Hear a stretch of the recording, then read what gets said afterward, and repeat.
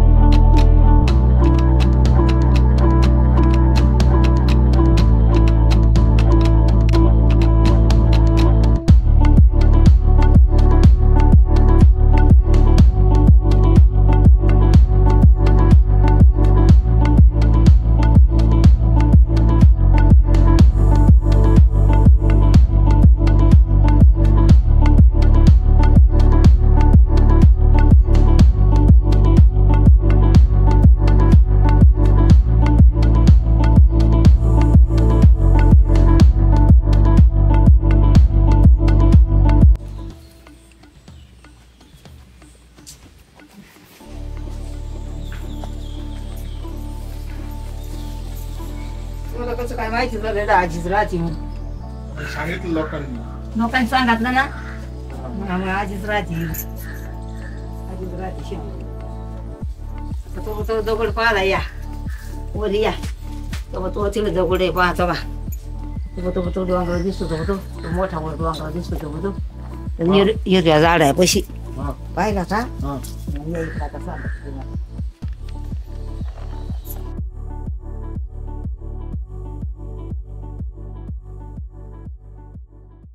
आजी कधीपासून आहे? सांगू का आता हा पैलवान गडी सकाळीच उठला, दूध प्याला पेमगिरी गावातून ह्या बकऱ्या सोडल्या, या बकऱ्या चारी दगडापर्यंत आला, दगडा खालून निघाला वाघ, त्याची धरली बकरी धरली, तो घरी गेला, म्हणला आई माई दुधाची बकरी वाघानं धरली। आई म्हणली मेल्या एवढा कुस्त्या मारतो तुला वाघ नाही आवरला। आईला सांगून येऊ तर ह्या वाघानं ह्या एवढ्या बकऱ्या मारून टाकल्या, तो कुत्रा मारून टाकला।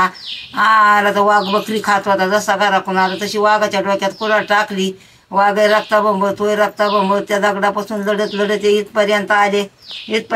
पेमगिरीचा बाजार होता, लोक बाजारात चालले। म्हणला माझा एक निरोप सांगा, माझ्या बहिणीला अर्धी भाकर आणि तांब्याभर पाणी आणायला सांगा। बहीण पाणी भाकर घेऊन निम्या शिम्या रस्त्यात आली असन, भाऊ संपून गेला, वाघ संपला, कुत्रा संपला, बकऱ्या संपल्या। आधी बहीण काशाचा गाडवा खाली टेकवला, भावाच्या तोंडात पाणी घातलं, पाणी खाली पडलं, बहिणीनं दाराला गाडवा तसा तिच्या मस्तकात घालून घेतला। मग हिरा मुशी लोकांनी 5 जीवाची समाधी इठ दिली, वड लावला, उन्हाळ्याचा पाणी घालून जागावला, त्यांना सावली केली। त्या बाईची कळशी त्या भाऊची कुऱ्हाड या वडाच्या खोडात। इडं जिजाबाई आली, इथं दर्शन घेतलं, इडून पेमगिरीच्या गडवर गेली, पेमगिरीच्या गडवर 5-6 मुक्काम केले।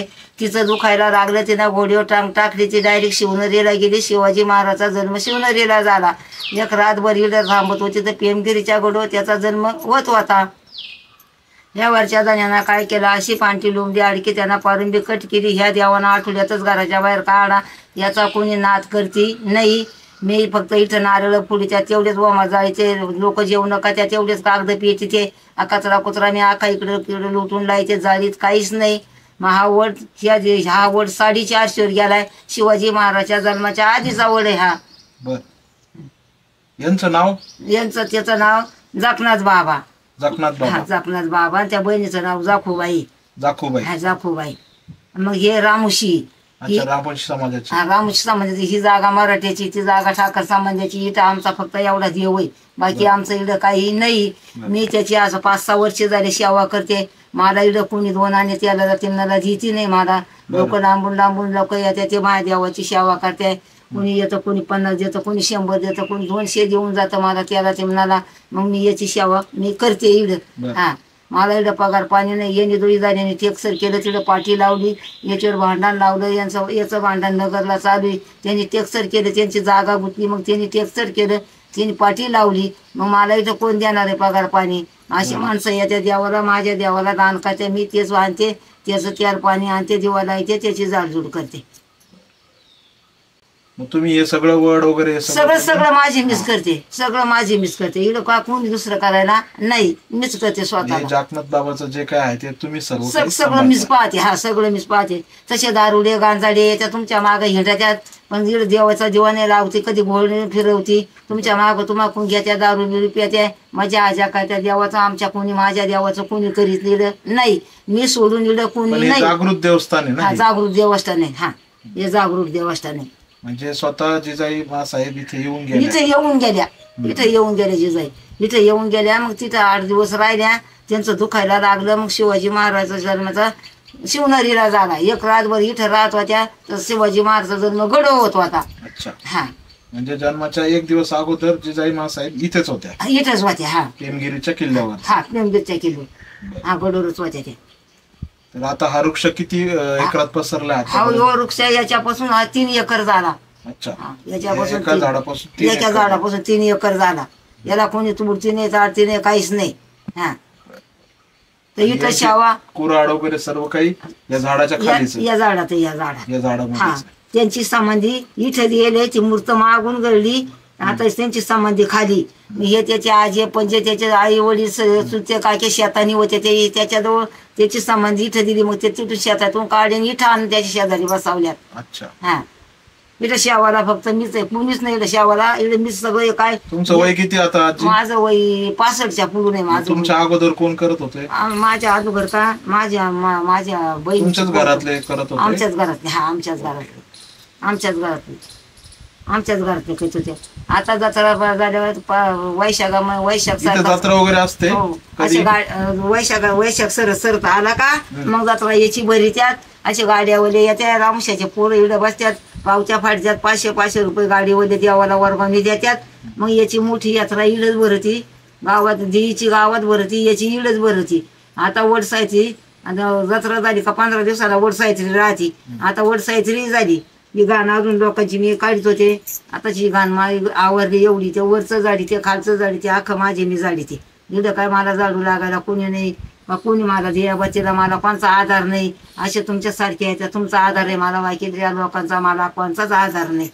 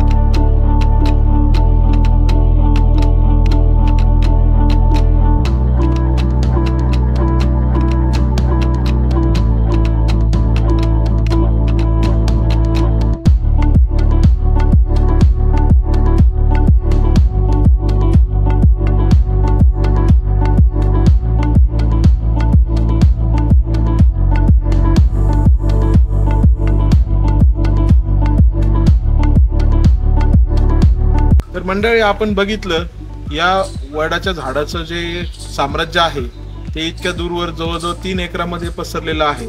तसंच इथे असलेलं जागृत देवस्थान म्हणजे जाकनाथ बाबाचं देवस्थान.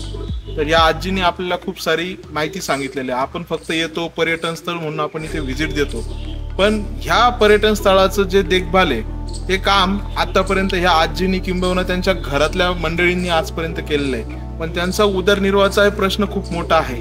तर तुम्ही जेव्हा कधी इथे याल तर या आजींसाठी काहीतरी नक्की घेऊन या अशी अपेक्षा करतो. व्हिडिओ बघितल्याबद्दल तुमचे मनापासून धन्यवाद.